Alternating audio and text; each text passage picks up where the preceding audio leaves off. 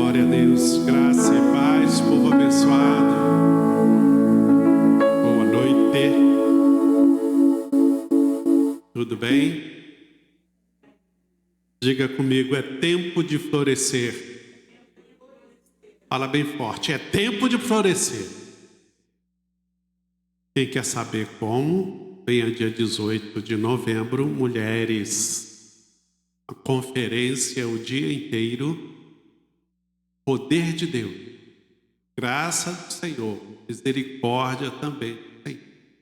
Mas os homens também não ficam de fora, porque os homens vão trabalhar antes e depois. E quem sabe, um belo dia aí, nós vamos ter a conferência dos homens também. Dos jovens também. Tempo de florescer. Estamos na primavera, né? Quem semeou tem o que colher. Agora, quem não semeou, só agrada. Às vezes nós ficamos pedindo de Deus que Deus faça até o milagre, o impossível, mas nós não fizemos.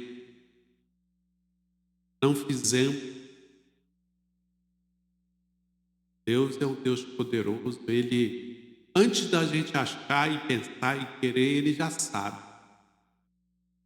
Mas Deus é justo. Além de ser amoroso, Deus também é justo.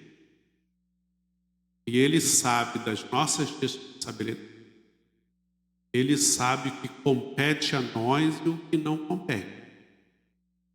E já que nós temos o livre arbítrio, Ele não se mete em muitas coisas na nossa vida. Mas Ele até dá umas cutucadas para que a gente vá na direção certa, para que a gente faça o que a gente tem que fazer para haver a solução que nós temos. O exemplo clássico de Noé, quando Deus falou, vai chover, faça um barco, bota a tua família dentro, convida aí as pessoas, bota os animais. Se Noé não tivesse construído o barco, nem ele, nem a família, e ia acontecer o dilúvio. Obrigado. Ia acontecer o dilúvio. Mas por ele ter acreditado, por ele ter permanecido, acreditado. Dias de hoje a palavra politicamente correta é resiliente. Não é assim? Resiliente. Com toda a dificuldade, com toda a barreira, com tudo que é difícil, com tudo que é impossível, permanecendo. E olha que Noé demorou 120. Nessa luta, como nós temos o hábito de falar, eu estou numa luta, não consigo sair dessa luta, dessa guerra. Ele ficou 120. Mas eu acho que depois desse tempo, acho não, tenho certeza, depois desse tempo ele falou, valeu a pena. Foi chamado de maluco, de doido, deve ter tido brigas internas na sua família, porque ele tinha que mostrar para os seus filhos que o ajudaram a construir, a sua esposa também, mas ele, no final ele falou, valeu a pena. Eu tenho certeza que vai valer a pena para você insistir e ver, até porque é tempo. E hoje eu vim assim bem diferente, né? Diferente hoje. É para ver se eu apanho um pouco, porque o que Deus vai falar hoje vai doer. Falar para quem está do seu lado aí, se prepara porque vai doer. Jeremias capítulo 26. E é brincadeira. Quem conhece Jeremias sabe que a conversa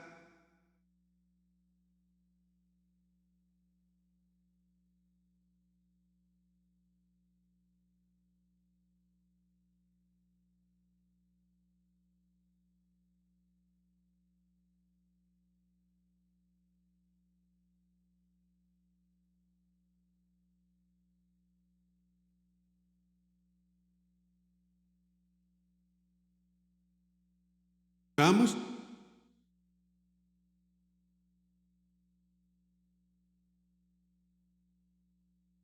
Tá.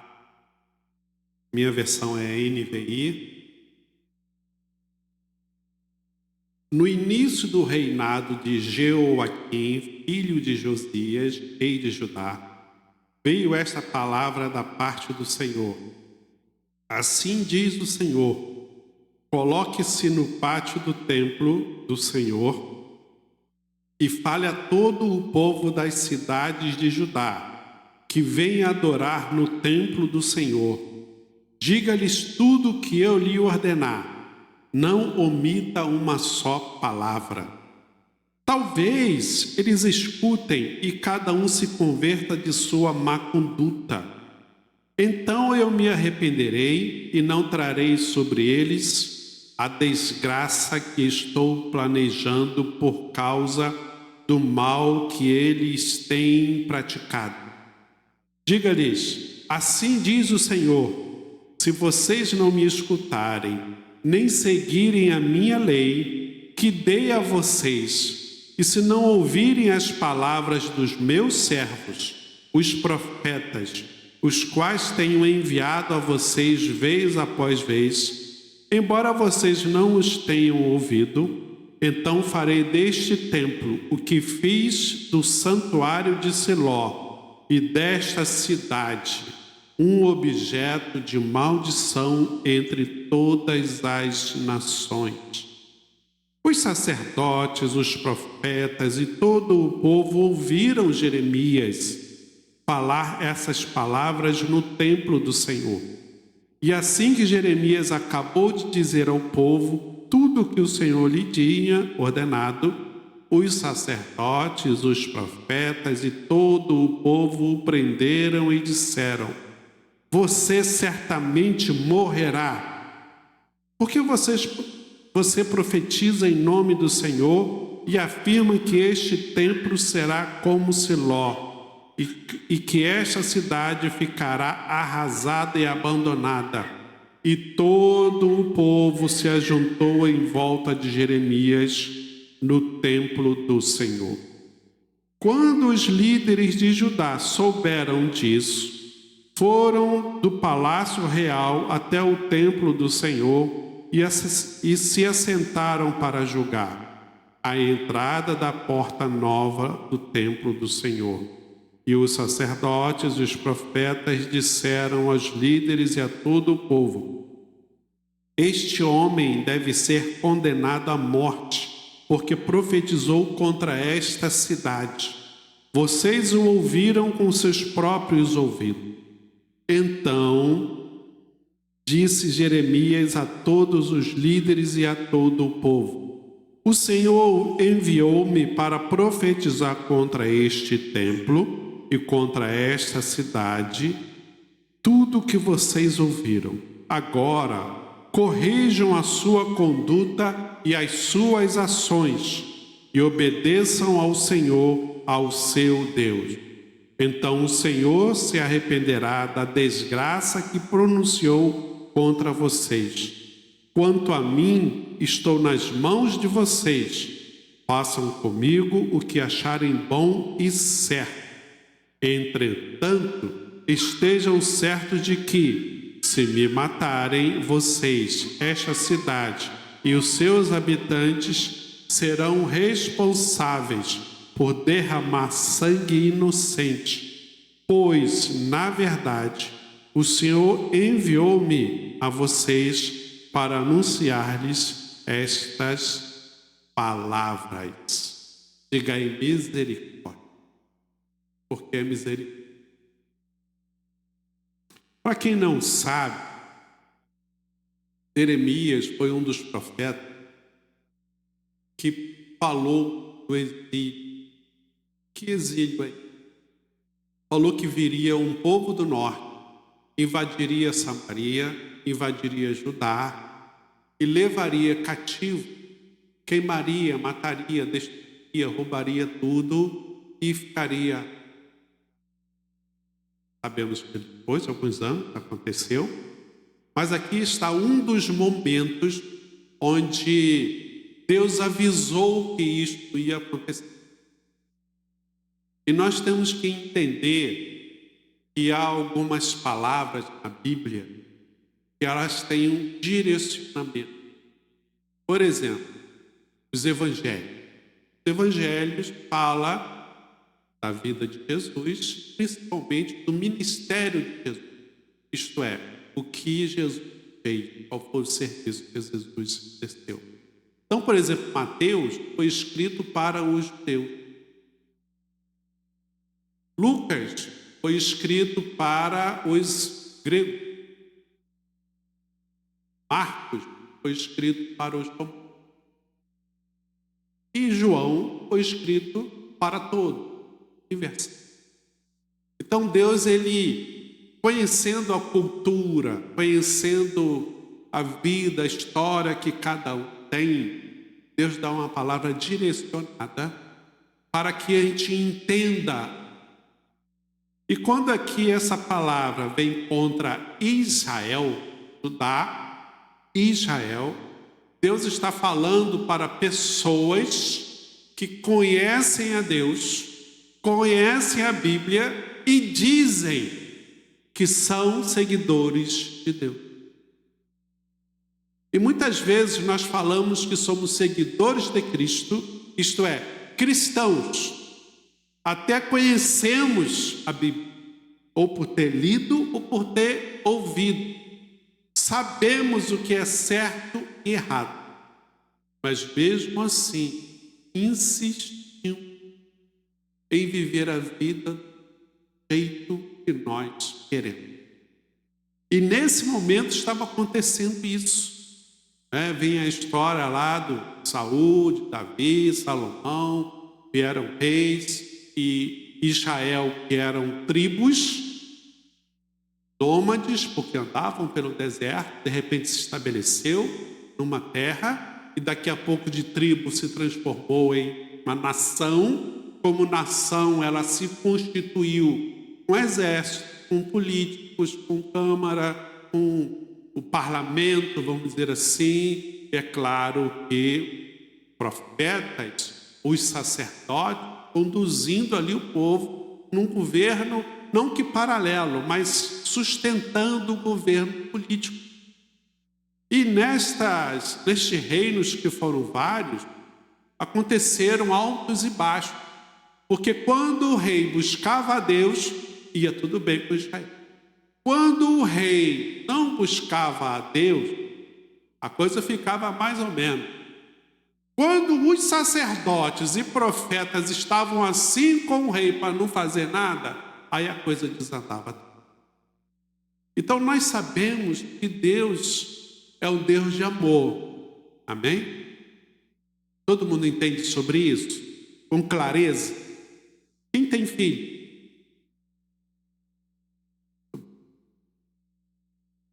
Vocês amam seus filhos? Quem tem irmão? Amam seus irmãos. Mas quando o filho ou o irmão não vai de acordo com o que você, mais velho, sabe, falou, tentou, o que acontece? Do amar. Sim. Disciplina, bate, dá surra. Corrigir. Mas antes de corrigir, fala a segunda vez, por causa do amor. Aí acontece de novo, fala a terceira vez, fala a quarta vez. Mas toda mãe, todo pai, quem sabe todo irmão, tem um limite de paciência. Ainda vai pela história, né? Poxa, semana passada, o mês passado, ano passado, não muda. Então a paciência já está por aqui. A próxima que apronta já é motivo. Alguns pegam, hoje não pode, senão vai ser cinto grosso, que ele tem grosso. É muita coisa para correr. Hoje não pode, não dá cadeia. Mas, no mínimo, um chinelo, Ou quem sabe hoje, politicamente correto, é botar um castigo, né? E o primeiro castigo que vem à tona hoje em dia é tirar o celular. Antigamente, no meu tempo, era tirar a televisão. Hoje em dia é tirar o celular, e aí tem um problema sério, que é o maior castigo que pode existir. E para absurdo, né? Semana passada, uma menina botou fogo no apartamento porque os avós tiraram o celular. Trancaram os avós no quarto, trancou, né? Quarto, e já que não podia fazer nada, botou fogo no sofá e os avós. Viu, não, Samuel?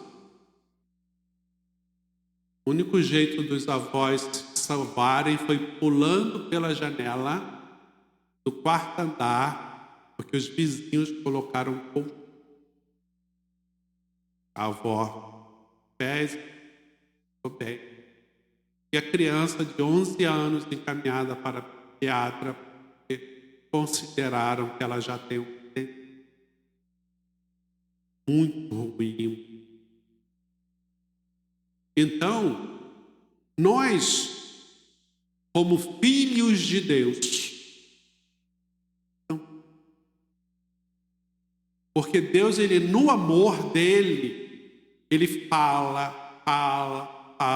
Aqui mesmo o texto diz: eu já enviei outros profetas, mas vocês não me ouviram.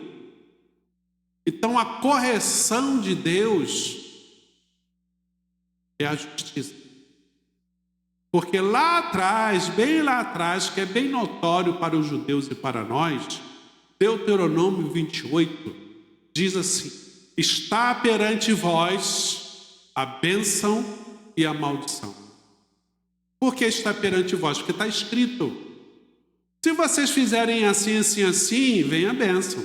Se vocês fizerem assado, assado, assado, vem a maldição. Se vocês fizerem assim, assim, assim, olha, vai tudo certo. Se vocês fizerem o contrário, olha, aí fica difícil. Então, da mesma forma que nós ficamos irados com os nossos filhos e até com os irmãos, Deus também fica. Nós nunca podemos esquecer que Deus é Deus, amém? Mas Deus é uma pessoa. Criou Deus, o homem, a sua imagem e semelhança. Então nós temos tudo o que Deus tem. Claro que não os atributos, mas nessa imagem, assim como Deus tem, que nós temos. A grande diferença, é claro, total diferença, é que ele tem um controle sobre isso. Quando nós ficamos irados, muitas vezes nós não controlamos a nossa ira, a nossa raiva. Mas Deus sabe controlar. E o amor de Deus é tão grande que nesse controle ele pensa o seguinte: eu não quero sentir mais isso no meu. Não quero mais ficar irado. Não quero perder a paciência. Então eu vou ensiná-lo para que isto não aconteça de novo. Assim como nós fazemos.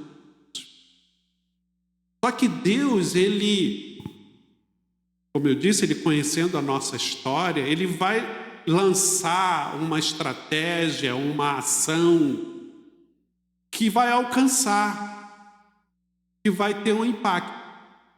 Então, por exemplo, eu vou dar um exemplo aqui dos meus filhos, 2, quase a mesma idade. Vamos lá, vamos expor. Vamos expor. Pode expor? Abaixou a cabeça. O mais velho, quando a gente falava assim, não.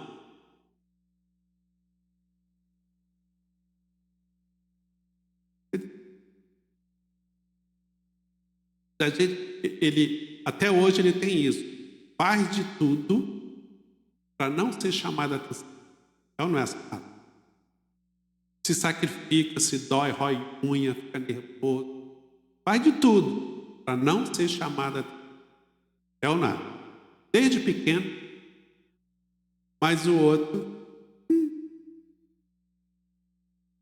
apanhava, ficava de castigo, deixava isso, aquilo, nada. Falei, Rose, para de bater, porque você não está entendendo. Vamos para o castigo. Eu para o castigo. Ficar só no quarto já não resolveu mais. Tem que ficar de castigo, sentado, sem fazer nada. Daqui a pouco tem ele brincando com ele. Como se nada tivesse acontecido. Então, cada um tem o seu jeito. Deus sabe o seu jeito. Então, quando Deus permite que venha alguma coisa sobre você, Ele sabe que esse jeito que Ele está mandando vai dar algum resultado. E às vezes nós ficamos bloqueados porque Pai, céu, nosso Pai, me trata de um jeito e trata outro de outro jeito. Eu sou certinho, eu sou direitinho, eu obedeço, mas quando eu erro, acontece coisa ruim. Mas fulano que está na igreja faz um monte de besteira pior do que eu e não acontece nada. Às vezes estão revoltados, querendo ensinar a Deus a ser Deus e querer ensinar a Deus a ser Pai. Não. Então aqui nesse texto, além de outros profetas, Deus mandou Jeremias. E Jeremias foi corajoso. Porque Deus falou, vai lá para o pátio do templo. Para quem não sabe, o templo era um lugar sagrado.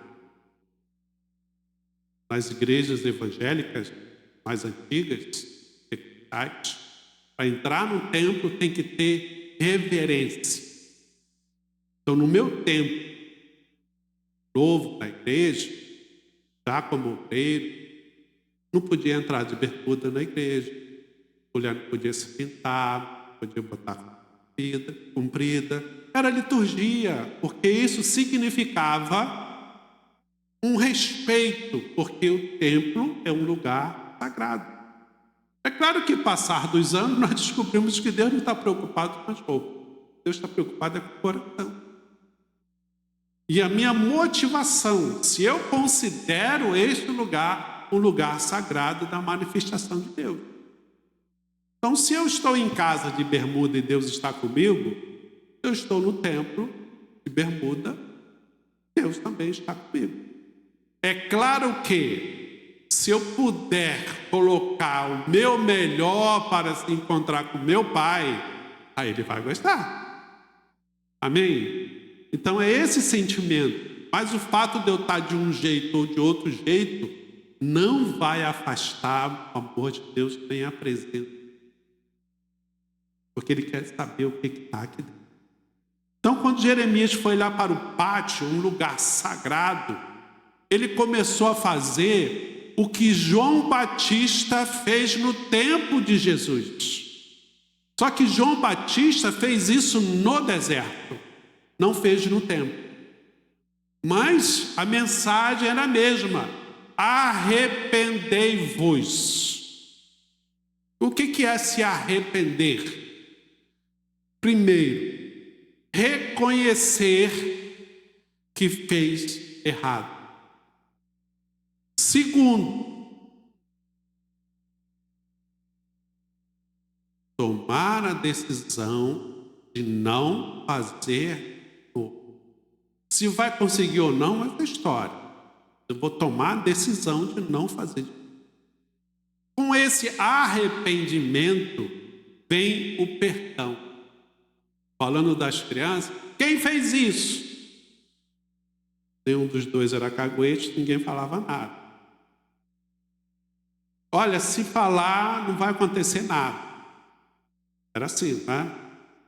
Não lembro.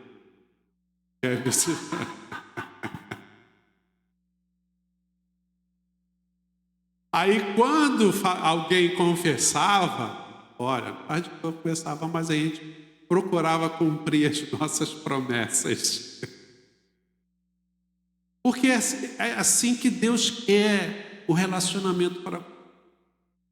E João Batista pregou isso: olha, vocês vem ao templo, lugar sagrado, todo arrumadinho, todo bonitinho, canta, adora, escuta a leitura da palavra, pede oração, oferece o sacrifício, que eram dízimos e ofertas. Mas quando saía do templo, fazia tudo que não prestava. Mas esse não prestar tem dois lados. O não prestar daquilo que sabe que é errado, por exemplo, os 10 mandamentos. Todo mundo conhece os 10 mandamentos. Não precisa ser cristão, crente, para saber disso. Não matarás, não roubarás, adorarás somente a Deus, honrar pai e mãe. Tá? Eu sei que isso está errado e mesmo assim eu faço. Errado, pecado. Mas quando eu não faço o que eu sei que é certo, também é pecado. E isso muitas vezes aconteceu aqui com os judeus, com o povo de Deus. Se eles não cometiam o pecado escancarado, eles cometiam por omissão. E muitos deles, durante a semana, iam para outras religiões, para outros templos. No caso dos profetas, outros profetas e sacerdotes, eles usavam de ganância para se beneficiar com o povo. Isso não é só de hoje que a gente vê pastores, né, que só querem ver dinheiro. Mas isso já existia, porque antes de ser pastor, antes de ser profeta, é ser humano. Tem isso que é a carnalidade dentro de nós. A diferença é que quando nós estamos com Jesus, com o Espírito Santo, ele nos dá domínio sobre essas coisas. Então ali eles estavam fazendo isso, durante a semana aprontavam. Aí chegava no sábado, nos dias de festas solenes, estava tudo bonitinho. E Jeremias foi lá, olha, arrepende, muda, volta a fazer o que você sabe fazer. Tem até a música que fala, né, voltar ao primeiro amor. E quando encontra Deus, foi curado, teve um milagre, teve paz, teve tranquilidade. Aí Deus é tudo muito bom, Deus é todo maravilhoso. Aquela igreja, aquele pastor, aqueles irmãos me ajudaram e tá muito bom. Só que a gente vai caminhando na nossa jornada, na nossa vida, vai ficando tranquilo as coisas. E esse tranquilo, nós já consideramos que eu estou me dando bem porque eu sei o que eu faço. Eu consigo, eu posso, tenho dinheiro, tenho vontade, tenho desejo. É pela minha luta, é pelo meu trabalho, pela minha dedicação, já é o eu. A luta que tinha antes foi Deus que livrou. O problema foi Deus que deu solução. E agora que eu estou bem por minha causa. Os crentes aqui dessa época estavam assim. Eles tinham um lugar sagrado, que era o templo. Eles tinham dentro do templo uma coisa chamada Arca da Aliança, que é esse objeto aqui. É claro que não desse tamanho, mas tinha 2 metros de comprimento, toda de ouro, imensa. Aquilo dali representava a presença de Deus e o poder de Deus. Então eles achavam que enquanto a Arca da Aliança estivesse ali, nenhum mal os acometeria. Deus os livrava como livrou em tantas situações. Se você estudar a Bíblia, desde que Moisés mandou construir a arca, foi só bênção. Mas tudo tem. Então, se nós na igreja nos apresentamos de um jeito, se nós em casa nos apresentamos de um jeito para nossos pais, mais longe, escondido, na rua, na boate, no colégio, na balada, baile, a gente faz o que a gente sabe que não deveria, Deus não se agrada. Eu não estou matando, não estou roubando, não estou tirando nada de ninguém. Mas a questão não é somente as outras pessoas. A questão é o que eu tenho feito em relação ao meu Deus. em relação ao meu Pai do céu. Digo que Ele me salvou e que Ele tem uma parábola, uma história, né? Parábola, que diz que chegou um crente perto de Jesus e falou assim: ô mestre, toda essa pregação aí, todo esse sermão, tudo que está dizendo, eu faço. Tudo que um crente tem que fazer, eu faço. O que me falta para herdar a vida eterna? Isso quer dizer que aquele crente não tinha certeza da salvação. Ele não tinha certeza da intimidade dele com Deus. Alguma coisa dizia para ele que talvez Deus estivesse irado com ele. Ou ele tinha consciência clara de que ele estava desagradando a Deus em algum setor da vida dele. E nós precisamos hoje pensar sobre isso. Porque estamos vendo aí a guerra, Israel, não vai terminar nem tão cedo, as expectativas são as piores possíveis. Falei aqui o outro dia da surpresa que foi aquele grupo Hamas ter entrado em Israel sem Israel saber. Foram pegos. Isso quer dizer que eles não vigiaram como vigiavam antes. Porque desde 1948, que foi estabelecido o Estado de Israel, eles vigiam as fronteiras.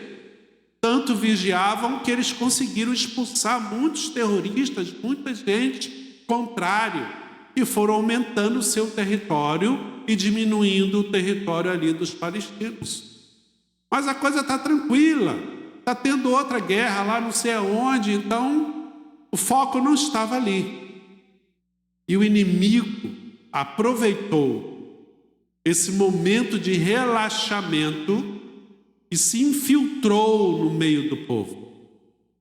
E aí, na hora marcada, lançaram um ataque, tanto por terra quanto por ar. E até hoje não se sabe como que esse armamento chegou lá na faixa de Gaza. Porque é muita arma, muita munição, como nunca aconteceu. E muitas vezes nós estamos bem, está tudo tranquilo conosco. Deus tem nos abençoado. Eu paro de vigiar.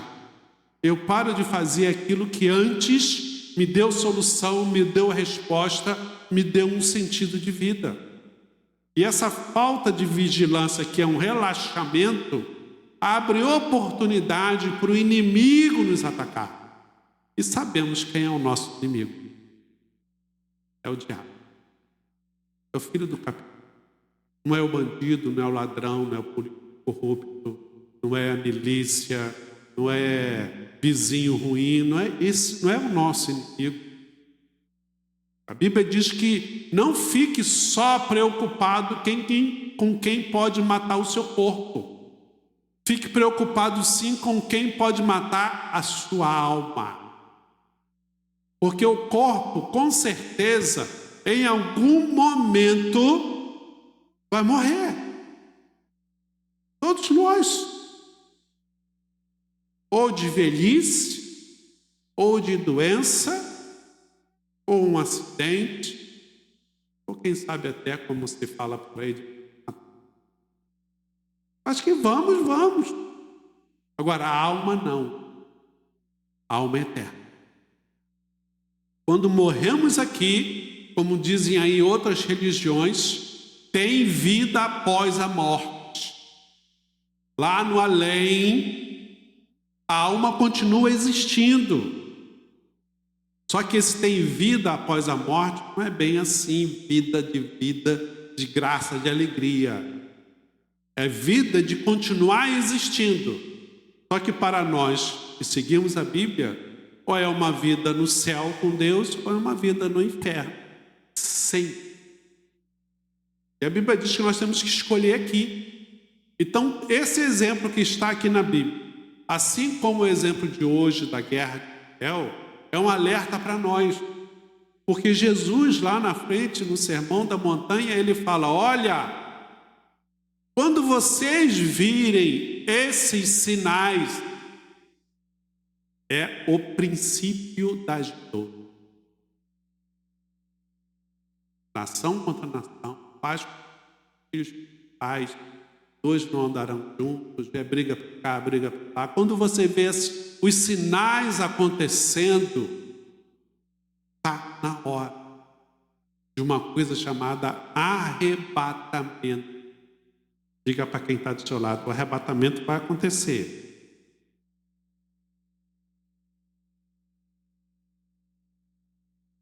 O que é o arrebatamento? Aceitou Jesus e na vida aqui, se preocupando em agradar a Deus. Aquilo que eu disse, mesmo que eu não consiga, mas eu estou tentando fazer a coisa certa. Naquilo que eu entendo, que eu tenho consciência que vai agradar a Deus, eu tento fazer. E vocês sabem muito bem que nas tentativas é que nós vamos pegando experiência.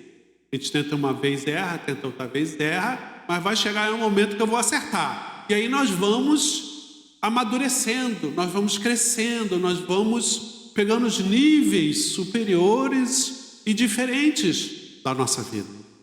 Agora, se eu estou seguindo a minha religião, se eu sou um crente, sei que eu tenho que fazer e não faço, aí Jesus não tem compromisso nenhum. Nós ficamos pensando, nos casamentos. Do jeito que você está hoje aqui, você iria para um casamento? Veja. Fecha. Sim ou não? Sim ou não?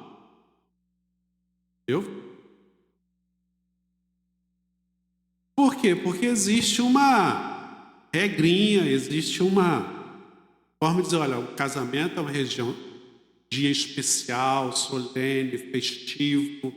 Então, na nossa cultura do Brasil, é assim, assim, assado. Se for madrinha e padrinho, tem que seguir aquele uniforme, todo mundo junto. Se for daminha, olha, se for, se for da família, então, dos noivos, tem que estar melhor do que todas as outras moças e todos os rapazes.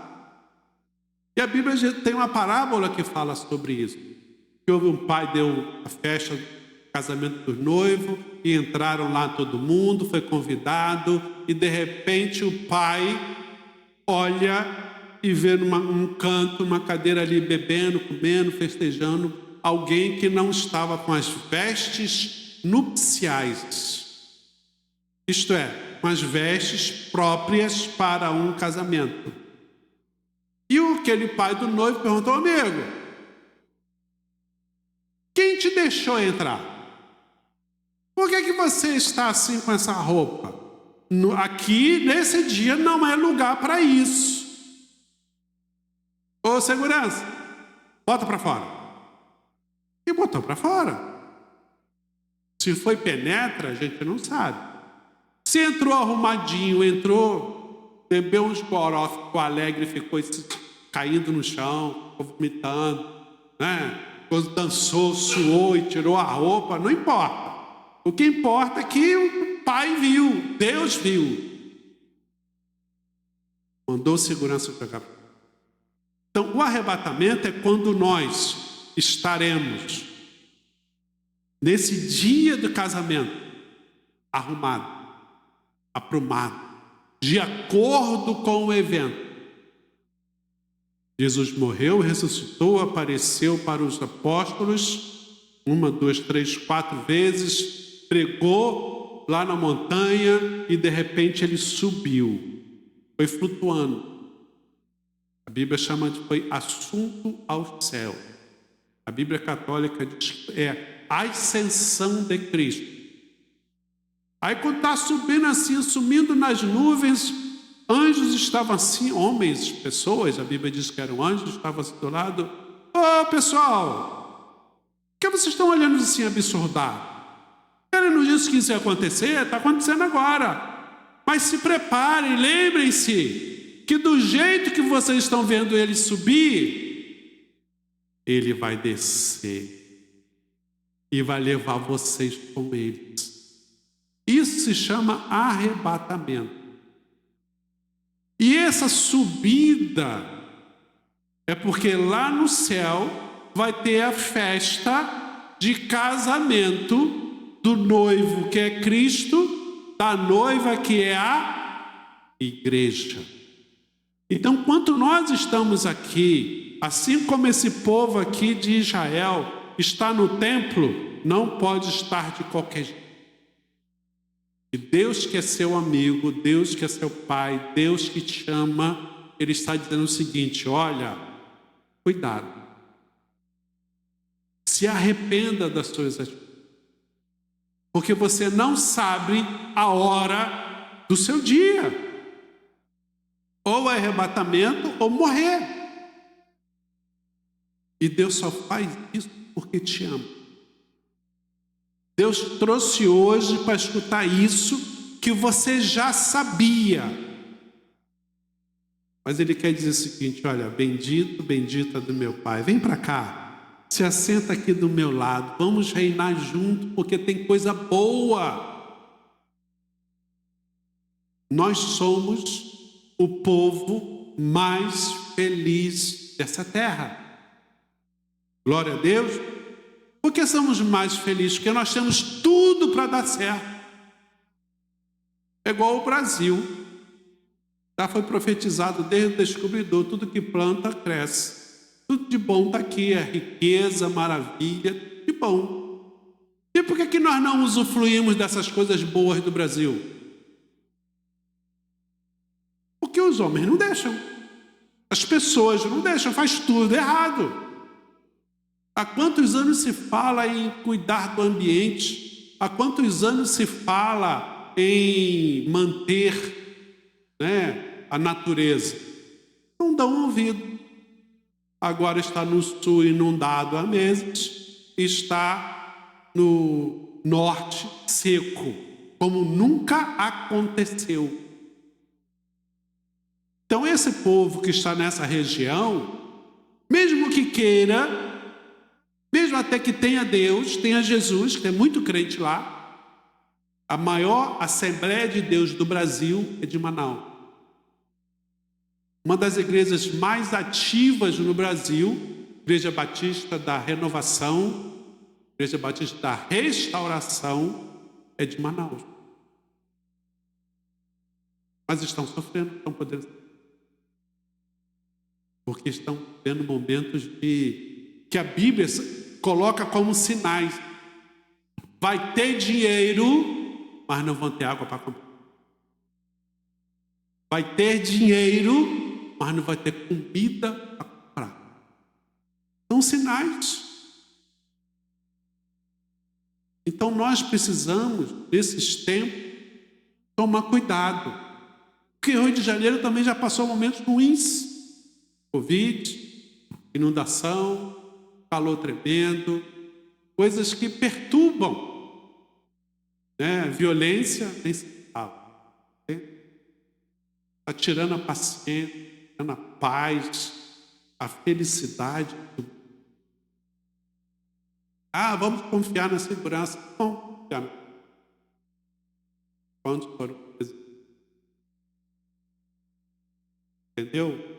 Então, o que nós precisamos entender é que se eu estiver bem com Deus, se eu estiver me arrependendo todos os dias, esse é necessário. Todo dia a gente peca, todo dia a gente pensa coisa ruim, todo dia a gente quer fazer alguma coisa com alguém errado, porque a paciência já encheu. Aí nós nos arrependemos, ter o poder do sangue de Jesus para nos perdoar, né? Para nos limpar, e aí nós começamos um novo ciclo, uma nova vida, um novo dia, um processo diário que eu não posso deixar de vigiar, que eu não posso relaxar, porque de uma hora para outra a coisa pode. Aqui no caso, quando Jeremias falou isso aí tudo lá no pátio do templo, por avisar, fofocar lá no palácio, quem estava no palácio, os líderes, né? Líderes políticos, líderes religiosos, correram para o templo, sentaram na porta ali do templo e foram julgar as palavras do Jeremias. Ô Jeremias, que história é essa de você falar contra o templo, falar contra a cidade? Você está lançando praga, você está lançando maldição. Pode ser que, né, que alguém aqui tenha pensado em mim, né? Que eu vi aqui hoje, só para falar isso, lançar maldição. Jeremias falou, não, eu não estou lançando praga nem maldição, estou dizendo o que Deus falou. E olha, eu ainda falo mais. Se vocês quiserem me prender, acabar comigo, me matar, é problema de vocês. Deus vai cobrar isso de vocês. Meu sangue está na mão. Eu estou fazendo o que Deus está mandando.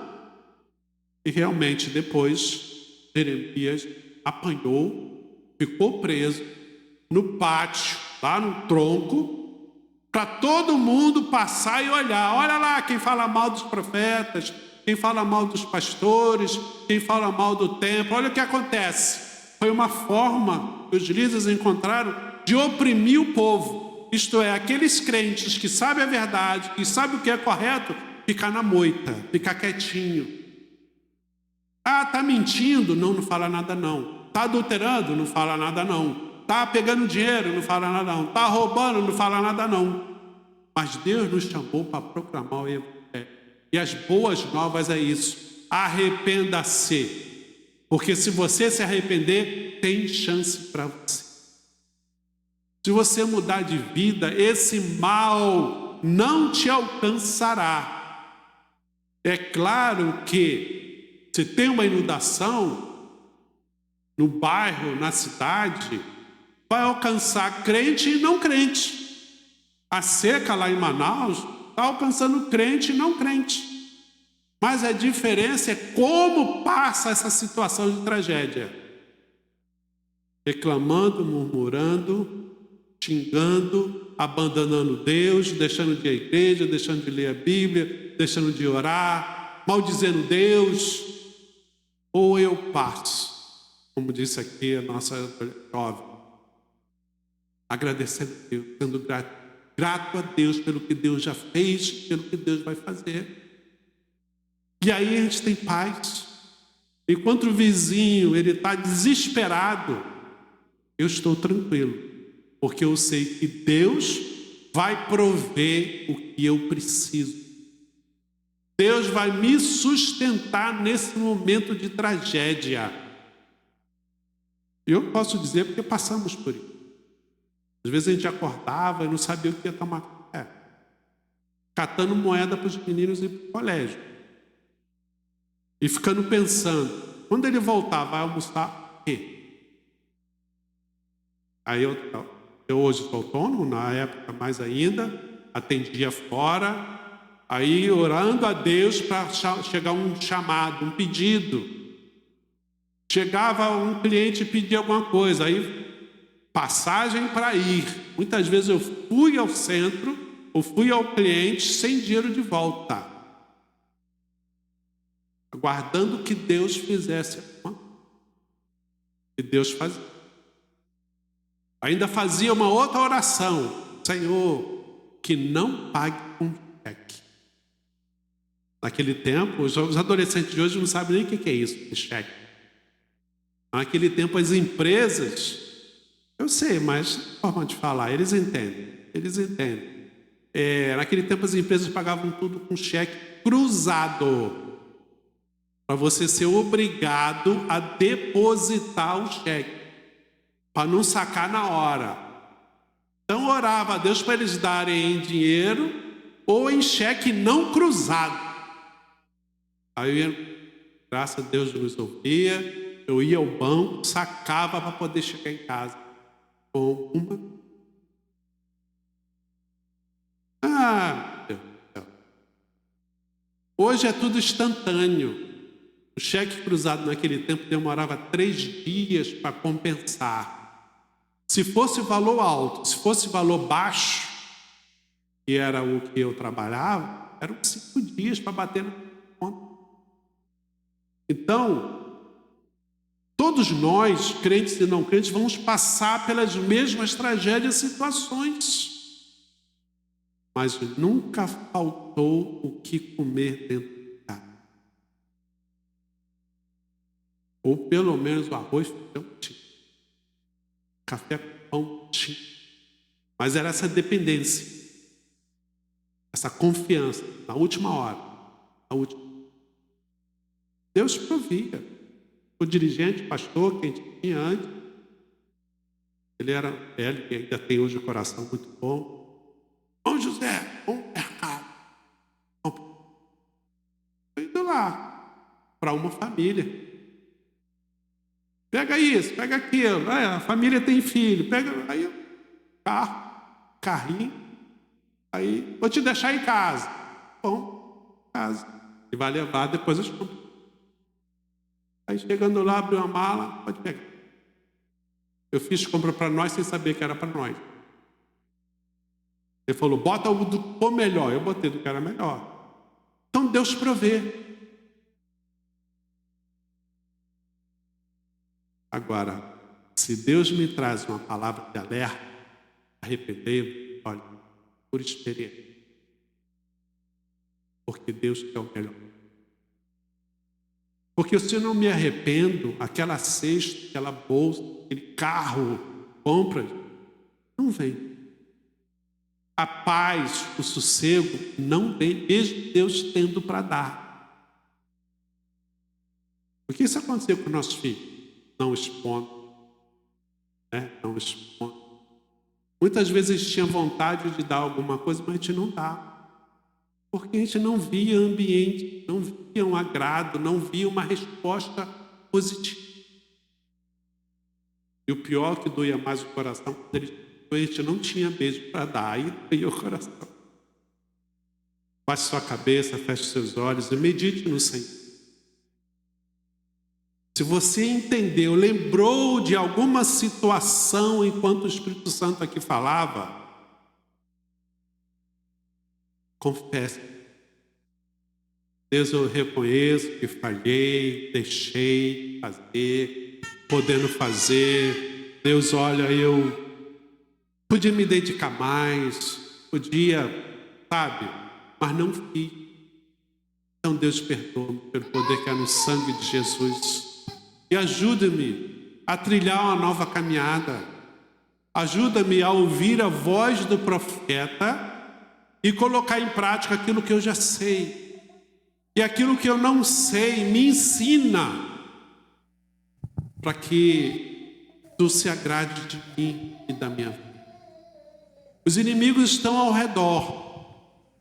Deus sabe te livrar. Pai querido, eu oro agora, abençoando os teus filhos. Sabendo, Senhor, que é difícil nos dias de hoje trilhar um caminho reto, fazer aquilo que é correto perante Ti. Mas também sabemos que Tu és poderoso. Tu és misericordioso. Tu não és um Deus tirano, imperador. Tu não és um Deus que oprime, que obriga.